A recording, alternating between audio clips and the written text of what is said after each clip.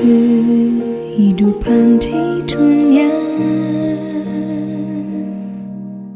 tak semuanya indah. Terkadang tak mengerti semua yang terjadi.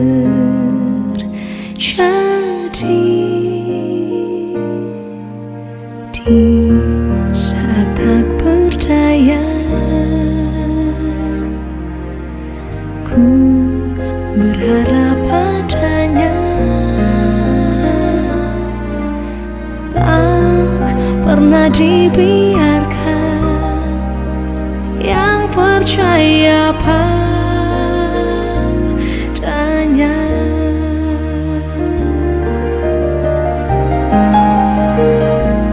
Yesus, jawabanku. Yesus, jawabanku saat tiada jalan, hanya Kau jawabanku. Yesus, jawabanku. Yesus, jawabanku. Yesus, ku percaya hanya Kau jawabanku. Shalom, saudara-saudara terkasih dalam nama Kristus Yesus. Salam sukacita bagi kita. Salam jumpa kembali di renungan harian hari ini, Rabu 22 Maret 2023, yang mengambil judul Hanya Yesus Jawaban. Sebelum kita mulai renungan harian hari ini, mari kita berdoa. Damai sejahteralah Bapa yang melampaui segala akal, kiranya menyertai kamu sekalian dalam Kristus Yesus Tuhan kita. Amin. Renungan harian hari ini diambil dari Ayub 33 ayat 26. Ia berdoa kepada Allah, dan Allah berkenan menerimanya. Ia akan memandang wajahnya dengan bersorak-sorai, dan Allah mengembalikan kebenaran kepada manusia. Molo martangiang ibana tu debata, jadi asyasyan nama ibana. Jala patay dahorun na buhina tu ibana, berdong nulupuluk. Jala pasuangon tu zulmaan nakalihi hati koranna. Saudara yang kekasih, Ayub adalah seorang yang saleh dan jujur dan takut akan Tuhan. Atas pencobaan iblis, Ayub mengalami musibah yang hebat. Semua anaknya mati dan segala harta bendanya habis. Lalu ia menderita penyakit kulit yang menjijikkan. Teman-temannya datang dan mengemukakan pendapat mereka masing-masing menghakimi Ayub. Seorang teman Ayub yang paling muda dari semuanya, bernama Elihu, tidak ikut menghakimi. Elihu berbeda dari teman Ayub lainnya. Ia justru menunjukkan solusi. Ia bertindak sebagai saudara Ayub. Marilah melalui doa menyerahkan seluruh penderitaan kita kepada Tuhan Allah, dan Dia akan berkenan memberikan pemulihan. Allah selalu menyampaikan firman-Nya secara khusus kepada orang-orang tertentu, terutama anak-anaknya. Kalau Tuhan menyampaikan sesuatu, pesan tersebut pasti sangat penting. Tetapi sering kali pesan Tuhan tidak sampai. Hal ini terjadi karena mereka tidak memperhatikannya. Cara Tuhan menyampaikan pesannya seringkali tidak pernah kita bayangkan dan tidak terduga waktunya dan tempatnya. Allah menyampaikan pesannya dengan cara berbeda-beda. Dari satu pesan ke pesan berikutnya tidak sama. Dan bila tidak diperhatikan dengan baik, maka orang tidak akan tahu bahwa itu pesan Tuhan.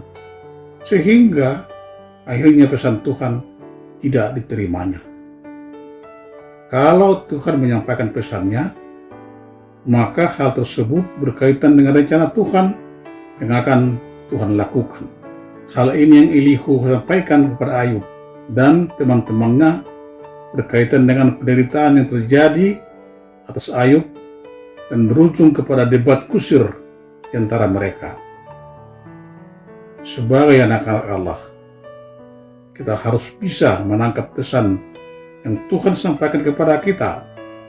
Untuk itu, kita harus memperhatikan atau fokus kepada Tuhan, sehingga pada saat Tuhan menyampaikan pesan untuk kita tahu dan cepat meresponinya. Kata ketulusan berasal dari kata dasar tulus. Arti kata tulus ialah sungguh dan bersih hati, benar-benar keluar dari hati yang suci, jujur, tidak pura-pura, tidak serong, tulus hati, tulus ikhlas. Dengan demikian, ketulusan menunjuk kepada sentral dari hidup kita, yaitu hati yang ekspresi keluar melalui tindakan jujur dalam seluruh hidup kita. Itulah sebabnya Allah menghendaki supaya kita umatnya memiliki karakter ketulusan, karena ada nilai positif yang bisa kita peroleh. Dalam perspektif Allah, jika kita hidup dalam ketulusan, maka kita akan memiliki masa depan. Mengapa dikatakan demikian? Ada beberapa alasan kuat, yaitu pertama, orang yang hidup dalam ketulusan akan menikmati kebaikan Allah dalam hidupnya. Atau dengan kata lain, Allah selalu baik kepadanya. Terkait dengan hal itu, penulis kitab Mazmur menulis demikian. Mazmur Asaf, sesungguhnya Allah itu baik bagi mereka yang tulus hatinya, bagi mereka yang bersih hatinya. Kedua, orang yang hidup dalam ketulusan akan mengalami perkenaan Allah dalam hidupnya. Terkait dengan perkenaan Allah, penulis kitab Ayub menulis demikian. Ia berdoa kepada Allah dan Allah berkenan menerimanya. Ia akan memandang wajahnya dengan bersorak-sorai dan Allah mengembalikan kebenaran kepada manusia. Ketiga, orang yang hidup dalam ketulusan, maka kerinduan, doa dan harapannya akan dikabulkan oleh Allah. Terkait dengan hal itu, Nabi Yesaya menulis demikian. Maka berfirmanlah Tuhan kepada Yesaya, pergilah dan katakanlah kepada Hizkia, beginilah firman Tuhan Allah Daud, Bapa leluhurmu, telah kudengar doamu dan telah kulihat air matamu. Sesungguhnya aku akan memperpanjang hidupmu 15 tahun lagi, dan aku akan melepaskan engkau dan kota ini dari tangan Raja Asyur, dan aku akan memagari kota ini. Keempat, orang yang hidup dalam ketulusan akan mendapat pemeliharaan sempurna dari Allah. Terkait dengan hal ini, penulis Amsal menulis demikian, jalan Tuhan adalah perlindungan bagi orang yang tulus, tetapi kebinasaan bagi orang yang berbuat jahat. Amin. Kita berdoa. Bapa di surga, terima kasih Tuhan, Engkau masih mengingatkan kami akan jalan hidup kami dan kehidupan kami. Biarlah ketulusan itu selalu berdiam dalam diri kami masing-masing. Dan Tuhan berikan kami kekuatan untuk tulus dalam melakukan kehendak-Mu. Ketulusan hati itulah yang utama. Oleh karena itu, mampukan kami Tuhan dengan jujur dan setia untuk mengikuti Tuhan. Ampuni Tuhan segala dosa kami. Dalam nama Tuhan Yesus kami berdoa. Amin. Selamat beraktivitas. Tetap semangat. Tuhan Yesus senantiasa memberkati kita. Shalom.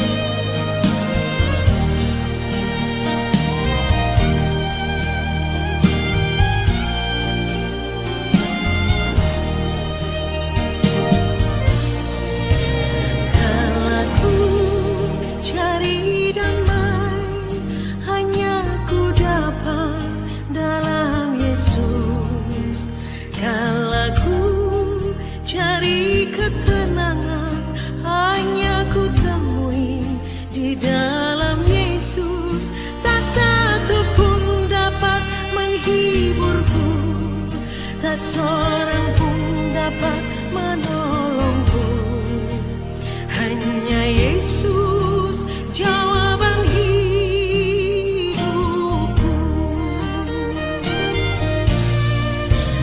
Kalau ku cari damai, hanya ku dapat dalam Yesus. Kalau ku cari ketenangan, hanya ku temui di dalam Yesus. Tak satu pun dapat menghiburku, tak seorang pun dapat menolongku. Hanya Yesus jawaban hidupku.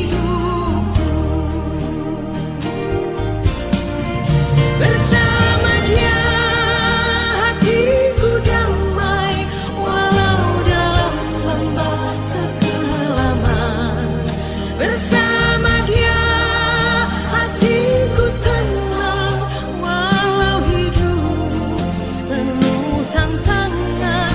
Tak satu pun dapat menghiburku, tak seorang pun dapat menolongku. Hanya Yesus jawaban hidupku.